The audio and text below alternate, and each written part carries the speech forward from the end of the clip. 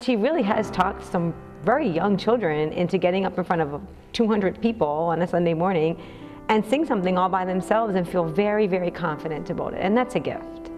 She had so much to offer, and she is so dedicated to, I call it a craft, because she's so multi-talented when it comes to music. She makes music beautiful, she makes it fun, and I think, and because of her talent that she has, I think inspires other people as well. She's probably one of those people in life that wound up doing what she was supposed to do. Not everybody does. God gave me one talent. I haven't got much more, but the music, it's what I've got, and it's the only thing I can give.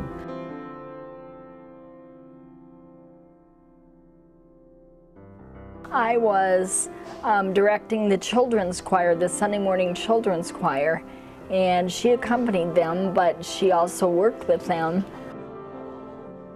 I was struck by how much voice she had at her age. That kind of struck me. I guess that was my first impression. Most people can't sing that way when they're nearly 80. When I first met her, I was very impressed by her, number one, her piano ability. She's an amazing piano player. I was a little surprised when I first met her. She was very eccentric, very outgoing. Sister is a formidable force on our staff, so when she decides something is going to happen, it will happen.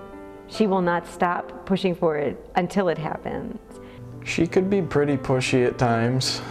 She likes to make you do your best. I was a fighter. And she just isn't gonna take crap from people, you know, she's just like, okay, 1, 2, 3, and let's go, and you know, she just has that gift.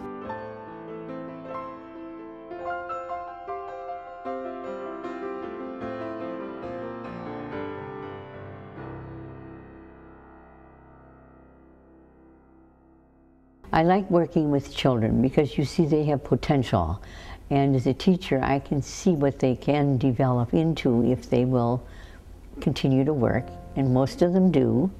I have one little boy, 4th grader right now, who apparently can't hear interiorly what he's supposed to produce when I sing something to him.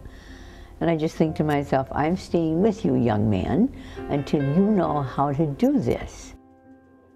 She was patient when the kids didn't do what they were supposed to, or would talk in class, or we weren't getting the music right. She'd get frustrated, but she always kept her cool. I think something that impresses me about Sister is kids today are very different than kids when Sister Marie Juan was a younger sister. And they're kind of a little bit wild and they don't want to pay attention. And she could get really frustrated with them, and she doesn't. She just sort of takes a deep breath and says, okay, you have a lot of energy, we're gonna jump to the music, everybody stand up. And she just makes them jump every single word till they get it all out of their system. She thinks it's very important that as part of the religious education process with children, music and prayer to God through music has to be part of what they learn, and she's very, very committed to that. She is a servant of the Lord. She serves God through music. That is her drive. She is so devoted to her faith, and she knows that music can bring out so much in people.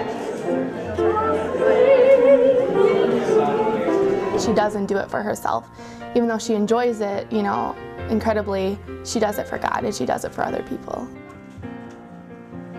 She has a lot of faith, so I think when it's religious music, you know, her faith is a great motivator as well. She fully believes and has taught others to believe that when we sing, it's in prayer to God. When she teaches our adult choir or with any other choir she works with, we're doing it for the Lord.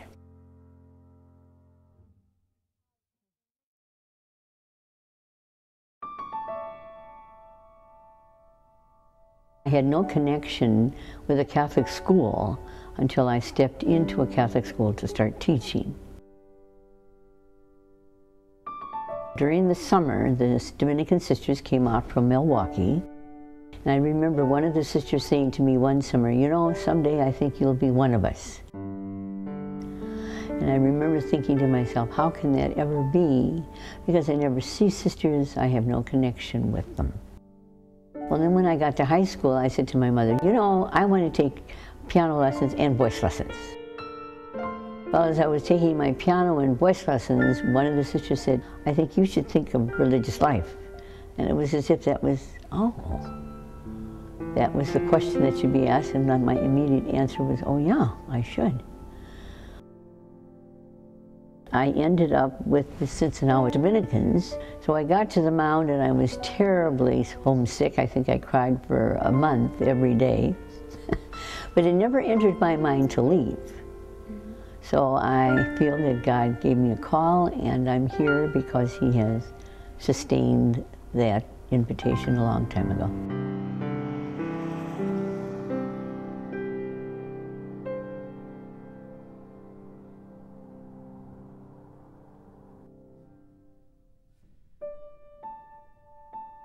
There's a lot of music going on here, and there was really no need for my musical talent here.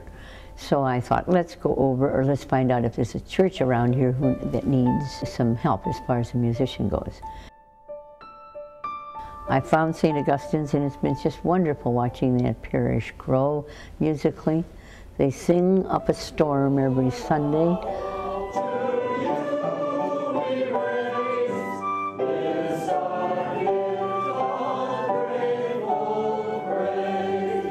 I think Sister Marie Juan brings an incredible joy and spirit to the 10:30 morning Mass. That Mass in particular would lose a lot of spirit. Her music is not just a performance, it's her way of praying. It also empowers the people to be part of the liturgy, and it's her way of praising God, and it's very obvious.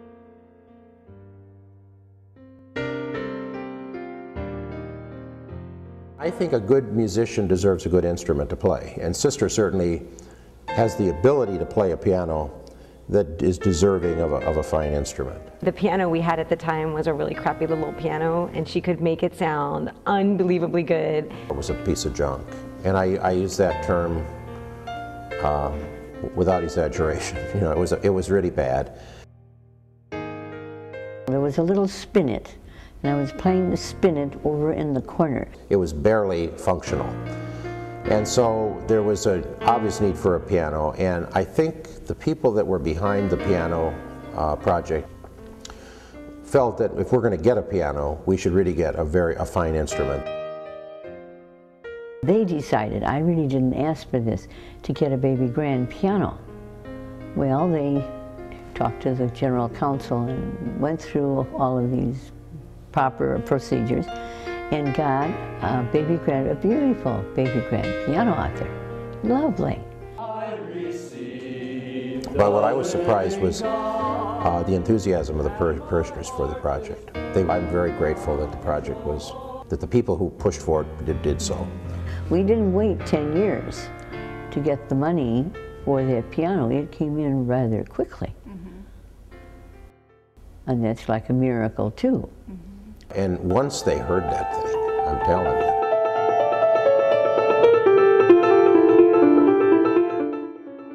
Sometimes you take it for granted because you hear it week after week. This is a good thing to do. So I'm delighted with that baby grand. It's beautiful.